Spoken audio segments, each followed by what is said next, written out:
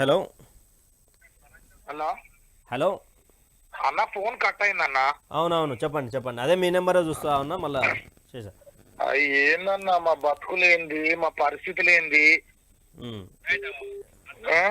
ఎంత మేము ఎంత అది చేసి కొట్లాడి తెచ్చుకున్న తెలంగాణ మళ్ళా పోయి పోయి రాజు రాజుల సొమ్ము రాళ్ల పాలైనట్టు అయింది.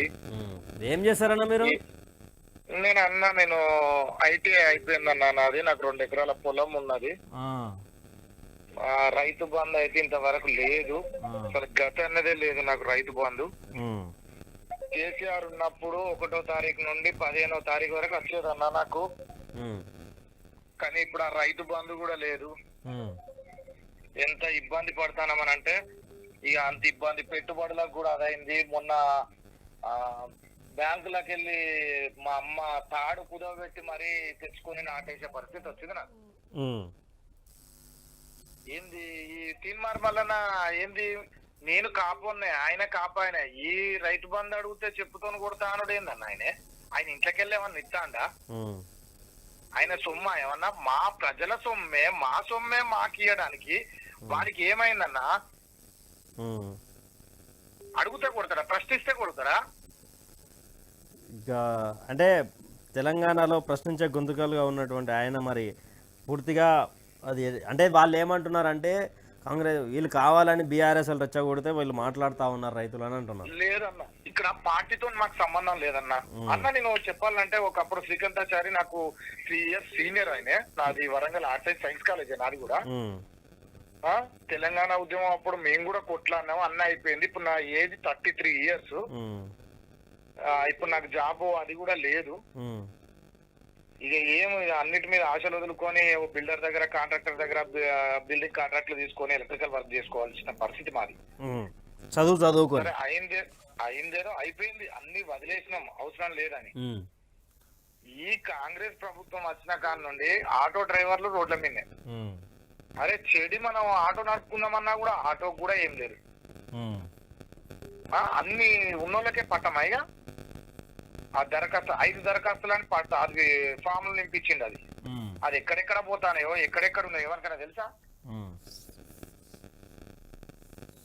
ఏం చేస్తాళ్ళు ఏందో ఈ కొత్త పుచ్చగాడు పొద్దురుగాడు అన్నట్టు. ఇప్పుడు ఆయన ముఖ్యమంత్రి అయిన కాడ నుండి ఎన్ని రోజులు ఉన్నాడన్న మన ఇక్కడ? అంటే ఏమంటే మన తెలంగాణకి ఏమంటారు ఈ యొక్క ఫండ్ తీసుకురావడానికి వెళ్తున్నాం అంటున్నారు. మరి అరే ఫండ్ అదే సరే, ఇదే ప్లేస్ లో ఇప్పుడు కేసీఆర్ ఉన్నాడు అనుకో. కేసీఆర్ బయటికి పోడుతూనే ఒక ఛానల్ ఏమున్నా తీన్మార్ మళ్ళనే ఏమంటాడు? ఆ సన్నాసి అక్కడి వేయండు, ఈ సన్నాసి ఇక్కడి వేయండు. ఇవి తప్ప మరి ప్రజలు ఎట్లా కోసపడతాళ్ళు, మరి ఏం చేస్తాళ్ళు, మరి ఏం చూస్తాళ్ళు, ఏం తింటాళ్ళు, ఎక్కడ ఉంటాళ్ళు, ఏది తీసుకొని బతుకుతాళ్ళు?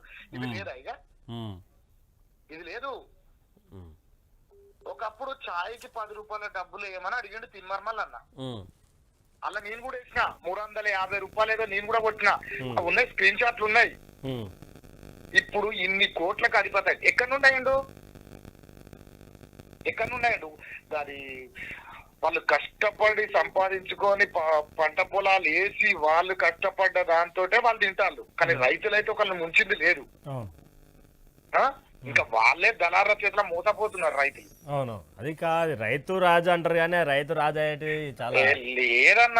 అసలు రైతే రాజు అన్న ముచ్చటైతే ఎక్కడ లేదు. ఇప్పుడు ఏ రైతు ఇప్పుడు నేనున్న మొన్నటి దాకా మునాబాకు మా మామకు మునాబాకు ఇచ్చి అంత ఎందుకు ఇక మరి ఎల్ల కూడా మాకు అది లేదు కదా, పట్టు లేదు కదా అని మొన్న నేను 2 ఎకరాలు నాటేసుకొని వచ్చిన అన్న పండగ పోయి. ఇప్పుడు అంటే కౌలు రైతుల కొడుకు ఇస్తామంటారు, రైతు బంధు ఇస్తా అంటున్నాడు. మీ బీఆర్ఎస్ రెచ్చగొడితే రెచ్చిపోకండి అని అంటున్నారు. అన్న ఇది ఏం లేదన్న, బీఆర్ఎస్ రెచ్చగొట్టే అంత లేదు. బీఆర్ఎస్ వాళ్ళు ఎట్లున్నారు అని అంటే వాళ్ళు మంచి చేసేది కాబట్టి ఎవరు మంచి చేస్తే వాళ్ళనే కోరుకుంటారు. ఇప్పుడు కేసీఆర్ తిన్నదెంతనో తినలేదెంతనో ఎవరికి తెలియదు అన్న. నువ్వు ఇప్పుడు రేవంత్ రెడ్డి అచ్చుడితోటే నువ్వు ఆడబెట్టినవు. రేవంత్ రెడ్డి మన తీన్మార్ మల్లన్న వీళ్ళిద్దరే. ఇప్పుడు రేవంత్ రెడ్డికేమో రేవంత్ రెడ్డి గారు అని మర్యాద ఇస్తాడు. అదే మరి కేసీఆర్ ఉన్నప్పుడు బాతాల పోషెట్టి అంటే ఆయన సీఎం కాదు, అప్పుడు సీఎం చేసినప్పుడు ఆయన మన సీఎం కాదు ఆయన, సీఎం ఆయన ఉడక. మరి ఆయనను ఎందుకు విమర్శించిండు, ఈయన ఎందుకు పొగుడుతాడు? అంటే ఒకరి కింద తొత్తు చేయడానికా నువ్వు జర్నలిజం చదివింది? అమ్ముకోవడానికా, బిజినెస్ చేయడానికా జర్నలిజం చదివింది? ఎందుకు చదివినావు అన్న? మొత్తానికి 40 రోజుల పాటు జరిగినటువంటి పరిపాలన మీద మీ యొక్క చివరి అభిప్రాయం చెప్పండి అన్న. అన్న ఈ అభిప్రాయాలు ఏం లేదన్న. ఇక బీబీలు వేసింది అనుకో, ఇక వరంగల్ అందరూ ఇప్పుడు పల్లెటూర్లలో ఓట్లు పడ్డాయి, అది ఓకే కాంగ్రెస్ కు. మా అభిప్రాయం ఏంటంటే ఇంకొక 100 రోజుల పాలన అన్నాడు.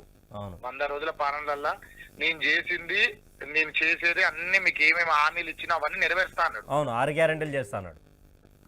6 గ్యారెంటీ, ఆ 6 గ్యారెంటీలలో ఎవరికి ఉపయోగం ఉన్నది? ఎవరికి ఉన్నదన్న? ఆ ఫామ్లు ఎక్కడెక్కడో పోయినాయి, ఎక్కడ లేవు అవి. మొత్తం అది వైన్ షాపులలో పొట్టాలు కడతారు. చూసినాం కదా వీడియోలలో, గుడాలు అవి స్టప్ గిఫ్ట్ తెచ్చుకోవడానికి పెట్టిలా పారాలు. ఎందుకు మరి ఇది? చూద్దామన్నా మరి 100 రోజుల పరిపాలన, 100 రోజులలో ఏం రైతు బంధు, రైతు రుణమాఫీ, యువ వికాసం, ఇందిరమ్మ ఇల్లులు, ఇక్కడ గృహజ్యోతి, మహాలక్ష్మి, ఇవన్నీ దీంట్లో ఒక మహాలక్ష్మి తప్ప ఏమీ చేయనటువంటి పరిస్థితి అన్న. ఏం కాదన్న, రేవంత్ రెడ్డి తోటి ఏం కాదు. ఎందుకంటే రేవంత్ రెడ్డికి అంత అనుభవం లేదు. నేను చెప్తాను కదా, రియల్ ఎస్టేట్ రంగంలో అనుభవం ఉందను వింటా. ఒక రాజకీయ నాయకుడి పక్క ఉండి సలహాలు ఇవ్వమను ఇస్తాడు, కానీ ఇదంతా ఆయన చేతుల మీద హ్యాండిల్